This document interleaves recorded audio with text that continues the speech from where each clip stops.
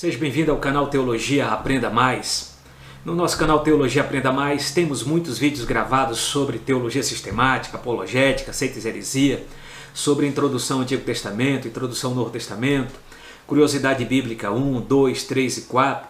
Hoje eu quero gravar um vídeo sobre vida e obra do apóstolo São Paulo. Vida e obra do apóstolo São Paulo. Se inscreva no nosso canal Teologia Aprenda Mais, deixe o seu like, compartilhe nossos vídeos e venha apreciar de modo reflexivo todo o conteúdo que está registrado, está esboçado no nosso canal Teologia Aprenda Mais. Hoje eu quero falar sobre vida e obra de Paulo. Vida e obra de Paulo, né? Ou então vida e obra de Saulo, de Tarso, né? De Shaul. E Paulo é uma das figuras mais importantes do Novo Testamento, né? Dentro dos 27 livros que temos do Novo Testamento, que são 27 livros, vamos dizer, mais da metade, né, foram escritos pelo apóstolo São Paulo, né, que foi comprovado realmente que ele escreveu a carta aos Hebreus. De fato, temos da sua autoria, são 13 cartas paulinas, chamado Corpus Paulino. Inclusive tem um vídeo gravado também sobre as epístolas paulinas, que está lá na introdução ao Novo Testamento. E aqui eu quero falar sobre essa figuraça muito importante da história do cristianismo, o que lançou os fundamentos, a base doutrinária, principalmente em suas cartas, como orientações pedagógicas, orientações teológicas, orientações doutrinárias para as igrejas ao qual ele havia plantado, né? Então, as informações sobre a sua vida, né, estão escritas no livro de Atos dos Apóstolos, né? O livro de Atos dos Apóstolos foi escrito pelo Lucas, segundo Irineu de Lyon, no século II, e também o que nós sabemos também de Paulo está escrito em suas cartas, ao qual ele escreveu, né? Então nós temos aqui o nome Paulo, nome romano de Saulo, né? Nome romano de Saulo. Nasceu possivelmente no ano 5 a.C., e o seu falecimento se deu no ano 67, né? Então ele teve uma vida aí produtiva, uma vida existencial de 62 anos de existência. Então ele nasceu na cidade de Tarso da Sicília, né? Sicília. Isso está registrado em Atos capítulo 16, versículo 37, e Atos capítulo 21, versículo 39, e Atos 22, versículo 25. Você pode estar checando todos esses dados bibliográficos do apóstolo São Paulo, né? Tarso não era um lugar insignificante, né? Atos 21 e 39. Ao contrário, era um centro de cultura grega. Tarso era uma cidade universitária que ficava próxima da costa norte do mar Mediterrâneo, né? Embora tenha nascido um cidadão romano, Paulo era um judeu da diáspora, né? Um israelita circuncidado da tribo de Benjamim e membro zeloso do partido dos fariseus. Isso está registrado em Romanos capítulo 11, versículo 1, Filipenses capítulo 3, versículo de número 5 e Atos capítulo 23, versículo de número 6, tá? Então, uma cidade aqui às margens do Mediterrâneo. A palavra Mediterrâneo, né, o grande mar Mediterrâneo, o mar ocidental, é chamado Mar Enostro, né? Os romanos chamavam o mar Mediterrâneo de Mar Enostro, né? Esse mar é nosso. Mediterrâneo significa o mar no centro da terra, não é isso? Então, Tarso da Sicília era uma cidade universitária, tinha uma universidade muito numerosa, né? Habitante em torno de 300 mil a 400 mil habitantes na época. Era uma cidade intelectual, um grande centro cultural do mundo de então. Então, dentro da universidade, né, se oferecia cursos como filosofia, como línguas, como oratória, como literatura. Bem possível o apóstolo São Paulo pôde estudar nessa universidade. Então nós costumamos dizer que Paulo era um homem de três mundos. Paulo era um homem de três mundos. Ou seja, Paulo era um homem de três culturas. Paulo era um homem da cultura hebraica, conhecia muito bem a cultura hebraica, ele aprendeu aos pés de Gamaliel, se tornou um fariseu, se tornou um doutor da lei. Então Paulo era um homem que tinha um grande conhecimento da cultura hebraica, do Antigo Testamento, da Tanakh, né? Vamos dizer a Tanakh, que é o Antigo Testamento em hebraico. Ele conhecia a Torá, que são os 5 primeiros livros de Moisés, conhecia os Neviim, que são os profetas, conhecia os Ketuvim, que são os escritos. Paulo conhecia muito bem toda a teologia do Antigo Testamento, toda a teologia do judaísmo, ele conhecia muito bem toda a estrutura do farisaísmo, ele conhecia muito bem a questão da seita dos saduceus, enfim, ele conhecia toda a cultura intelectual do Antigo Testamento, da cultura hebraica em si de forma geral. Ele sabia falar o hebraico, sabia falar o aramaico, sabia falar também o grego. Paulo também tinha uma segunda cultura, um segundo mundo, que era o mundo grego. Paulo conhecia a mitologia grega, Paulo conhecia os poetas gregos, até mesmo ele citou Aratos, né, no capítulo 17 de Atos, nele movemos. É uma citação de um poeta grego chamado Aratos. Paulo cita Epimênides também na carta a Tito, né, que era um pré-socrático, que era chamado profeta dos cretenses. Paulo cita ele, conhecia muito bem a cultura grega, conhecia muito bem a literatura, a filosofia, a mitologia, enfim, conhecia todo o mundo intelectual, grego. Paulo também era um homem do mundo romano, um homem que conhecia a cultura romana, conhecia as leis. Isso está bem fundamentado na carta aos Romanos. Paulo conhecia toda a estrutura da lei, Paulo conhecia toda a política romana. É só pegarmos também o capítulo 13 também de Romanos, que Paulo cita a questão da lei do Estado e as demais argumentações, as retóricas, os argumentos ad hominem e etc. Então Paulo é um homem de 3 culturas, um homem de 3 mundos, o mundo hebraico, o mundo grego e o mundo romano. E a gente sempre pega, né, que na plenitude do tempo, Deus enviou seu Filho, nascido de mulher, né? Jesus nasceu na plenitude dos tempos, um tempo determinado por Deus, onde que Deus pôde instrumentalizar 3 povos de então.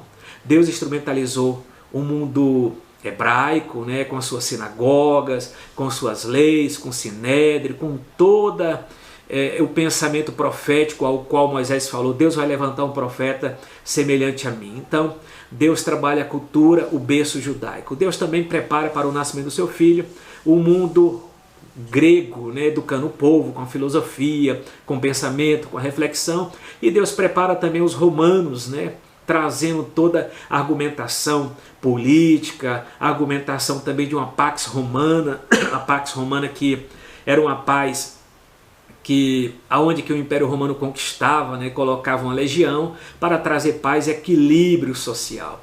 E também os romanos construíram as grandes estradas, né, que todas as estradas levam a Roma, né, todas as estradas levam a Roma. Então Deus, ele sabe usar da maneira que ele quer, do jeito que ele quer, porque ele é soberano. É como disse Abraham Kuyper, né, não existe nenhum centímetro quadrado no universo que Cristo não possa dizer: isto é meu. Então, o Deus ao qual servimos é soberano sobre o universo ao qual ele criou, é soberano sobre os impérios, sobre o Estado, sobre tudo.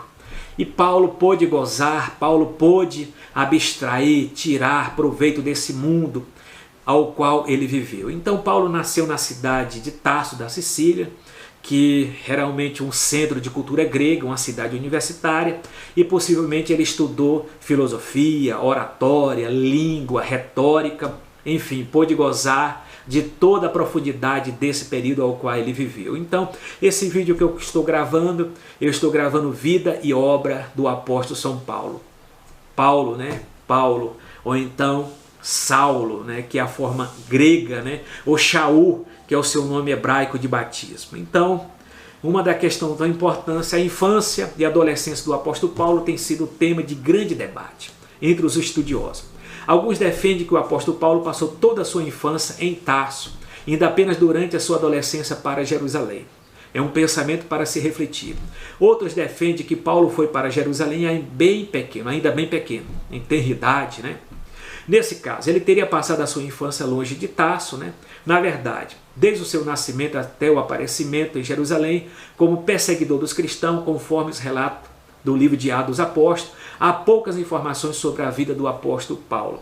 Então, possivelmente, vamos colocar dessa maneira, em torno de uns 5 anos, 6 anos, ele estava ainda sobre a responsabilidade dos seus pais, né, que era da tribo de Benjamim, o pai fariseu, e de lá ele recebeu uma boa educação, principalmente voltado para a cultura judaica, a cultura do seu povo, o povo de Israel, né? E principalmente aprender os 5 livros de Moisés, aprender a história do povo de Israel, os feitos de Deus sobre Israel.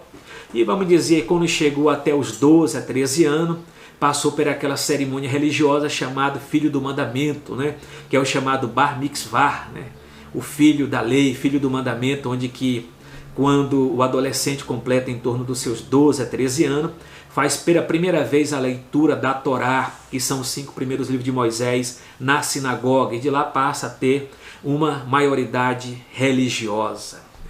Mas depois dessa idade, vamos colocar dessa maneira, depois desse cerimonial religioso, dessa maioridade religiosa, bem possível que ele foi levado para Jerusalém para aprender aos pés de Gamaliel, né, o grande neto de Hilel, o grande rabino que viveu no período interbíblico, viveu no período do Antigo Testamento e Novo Testamento. Então, naquela época, para se estudar aos pés de um grande mestre, de um grande rabino, né, tinha que ter uma QI muito bem elevada, né, tinha que ter uma QI muito bem elevada, e também tinha que ter condição financeira para aprender aos pés de um mestre. 2 coisas. Tinha que ter uma capacidade intelectual boa, isso ele tinha de sobra, né? Saulo de Tarso tinha de sobra, e também os pais tinham que ter condição para sustentá-lo. Então é isso que a gente pode estar analisando. Embora não se saiba ao certo com quantos anos Paulo saiu de Tarso, sabe-se com certeza que ele foi educado em Jerusalém sobre o ensino do renomado doutor da lei Gamaliel, neto de Hilel. Paulo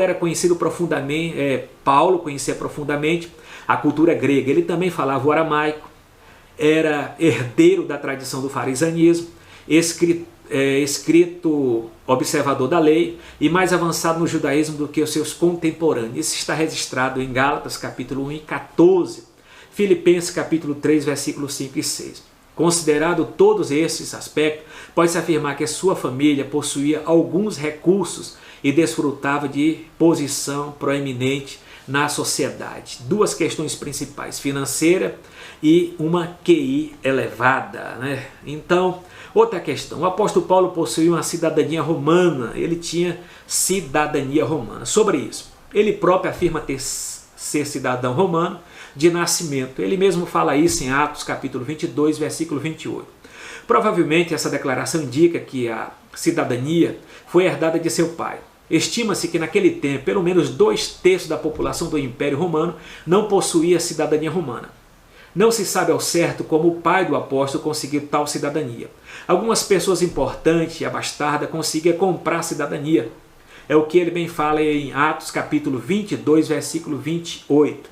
Outras conseguiam tal cidadania ao prestar alguma relevância ou relevante ao governo, né, romano, ou como trabalhar no exército, ou a questão da aposentadoria também, para lá no finalzinho da vida ele receber essa cidadania. A cidadania romana concedia alguns privilégios, dentre os quais podemos citar a garantia do julgamento perante César, se exigido nos casos de acusação, imunidade legal dos açoites antes da condenação. Terceiro, poderia ser submetida à crucificação, né? A pior forma de pena de morte da época, né? Não poderia ser submetida à crucificação, a pior forma de pena de morte da época. Então, são 3 requisitos para quem tinha a cidadania romana. Outra questão, Paulo de Tarso, o perseguidor. Vou só ressaltar uma coisa aqui, que no início eu não coloquei. O nome dele de batismo se chamava Shaul, né? Ou Saul, que foi o primeiro rei de Israel, da tribo de Benjamim, né? A palavra Saulo é a palavra grega, né? Saulo é a palavra grega para Saul, e Paulo é o nome dele latino, que significa pequeno, menor, ou então de pequena estatura, né? Possivelmente de pequena estatura. O livro de Atos dos Apóstolos informa que quando Estevão foi apedrejado, suas vestes foi depositado aos pés de Paulo de Tarso. Isso está registrado em Atos 7 e 58. Após esse episódio da morte de Estevão, Paulo de Tarso assumiu uma posição importante na perseguição aos cristãos. Ele recebeu autoridade oficial para liderar as perseguições. Além disso, na qualidade de membro do concílio do Sinédrio, ele dava o seu voto a favor da morte dos cristãos. Isso está registrado em Atos 26 e 10, né? Paulo de Tarso, o perseguidor. O próprio Paulo afirma que respirava ameaça e morte contra os discípulos do Senhor. Isso mesmo ele registra. Capítulo de número 9, versículo de número 6, que está registrado em Atos. Além de deflagrar a perseguição em Jerusalém, ele ainda solicitou carta ao sumo sacerdote para a sinagoga em Damasco. Seu objetivo era levar preso para Jerusalém qualquer um que fosse seguidor de Cristo, tanto homem como mulher, né? Atos 9 e 2. Paulo perseguia e assolava a igreja de Deus, Gálatas 1 e 13. Ele fazia isso acreditando que estava servindo a Deus e preservando a pureza da lei. E você pode ver que o cara realmente era um assassino. Ele era um assassino em série. Mas dentro das suas convicções ele pensava que estava fazendo o que era correto perante a lei de Moisés. E até mesmo saía fora da cidade de Jerusalém, fora das terras de Israel para perseguir muitos cristãos ao qual vivia na época, né? Então ele era um touro, né, indomável, né? Por isso que no capítulo 22 que fala dura coisa, Saulo, recalcitrar contra os aguilhões. Aguilhões é um aparelho, né, para amansar um boi selvagem. Então Saulo de Tarso era um boi selvagem, indomável. Então isso que ele fazia com as convicções, pensando que estava fazendo certo. Uma das coisas aqui que a gente pode analisar dentro da perseguição, que quando aconteceu, né, e essa perseguição que foi muito ferrenha, principalmente na morte de Estevão, todos saíram de Jerusalém, exceto os apóstolos. A conversão de Paulo de Tarso. As narrativas no livro de Atos e as notas do próprio apóstolo Paulo em suas epístolas, né, sugerem uma súbita conversão. Entretanto, alguns intérpretes defendem que algumas experiências ao longo de sua vida devem tê-lo preparado previamente para aquele momento. Nós não sabemos, é somente uma conjectura. A experiência do martírio de Estevão e sua campanha de casa em casa para perseguir os cristãos pode ser exemplo disso, né, como está registrado em Atos 8:1, Atos 9:1, Atos 22:4 e Atos 26:10, que você pode ver o circuito, a base, todo o caminho de perseguição ao qual ele teve. O que se sabe realmente é que Paulo de Tarso partiu furiosamente em direção a Damasco com o intuito de destruir a comunidade cristã daquela cidade. De repente, algo inesperado aconteceu, algo que causou uma mudança radical, não só na vida de Paulo de Tarso, mas em todo o curso, né, de sua história, né? Indo no caminho, aconteceu que, chegando perto de Damasco, subitamente o cercou um resplendor de luz do céu. E caindo em terra, ouviu uma voz que lhe dizia: Saulo, Saulo, por que me persegues? E ele disse: Quem és? Quem és, Senhor? E disse o Senhor: Eu sou Jesus a quem tu persegues. Duro é para ti recalcitrar contra os aguilhões. E ele, tremendo e atônito, disse: Senhor, que queres que eu te faça? E disse-lhe o Senhor: Levanta-te e entra na cidade, lá te será dito o que convém fazer. Está registrado em Atos capítulo 9, versículo 3. Então, uma das questões é o seguinte: você pode ver que o próprio Cristo, quando falou: Saulo, Saulo, por que me persegues? O Senhor não falou: Saulo, por que tu persegues a minha igreja? Ele falou: por que tu me persegues?